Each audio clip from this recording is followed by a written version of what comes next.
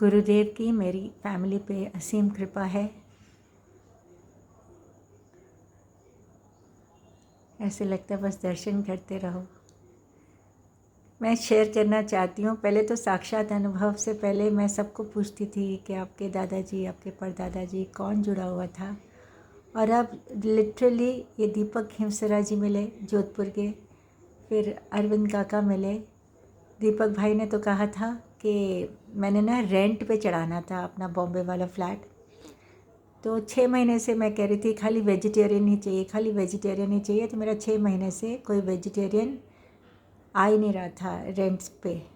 मैंने कहा अब क्या करूँ, फिर मैंने मन बनाया, मैंने कहा अभी मैंने तो उस घर में रहना नहीं है, तो वेजिटेरियन नॉन वेजिटेरियन ना कोई भी चलेगा। दीपक भाई साहब से बात की मैंने, भाई साहब क्या करूँ मैंने कहा क्योंकि जो हम लोगों ने गुजरात में लिया है ना वो EMI पे है, तो मैंने कहा जो भी आएगा रेंट वो इससे EMI पूरा हो जाएगा, तो बेटे के ऊपर बर्डन भी कम होएगा। दीपक भाई साहब कहते हैं, सोचते हैं थोड़ी देर, फिर कहते हैं एक काम करो आप, जो भी आएगा ना वो गुरुदेव उसको अपने आप वेजिटेरियन बना देंगे। इस बात को भी 2-3 महीने हो गए।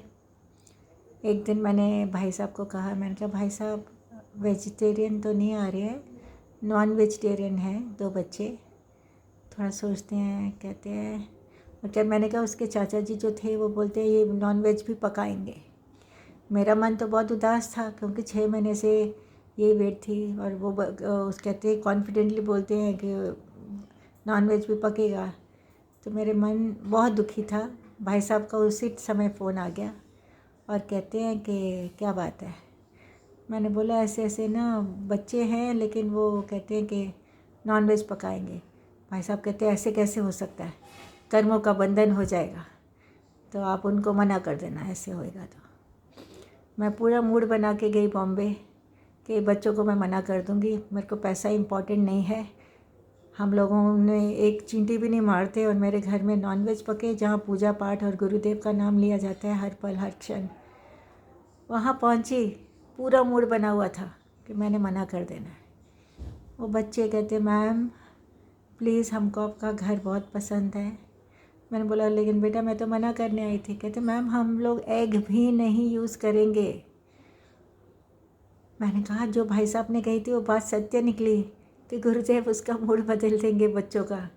आप सोचिए, जैन ना होते हुए भी उन्होंने मान लिया क्योंकि मेरा फ्लैट बहुत पसंद आया। कहते हैं गुरुद्वारा पास में है, हमारे लिए वही सब कुछ है, हमारा कॉलेज पास में है, मैम मना मत करना। फिर मैंने 2-3 दिन वहाँ रही तो हनुमान जी की मूर्ति लेके आ गया। कहते मुझे चालीसा पढ़ना है। और आजकल में मुझे मैसेज आया कि मैम हम लोग नॉनवेज तो खा नहीं रहे हैं, तो क्या मंदिर हम लोग उधर शिफ्ट कर लें, किचन में शिफ्ट कर लें।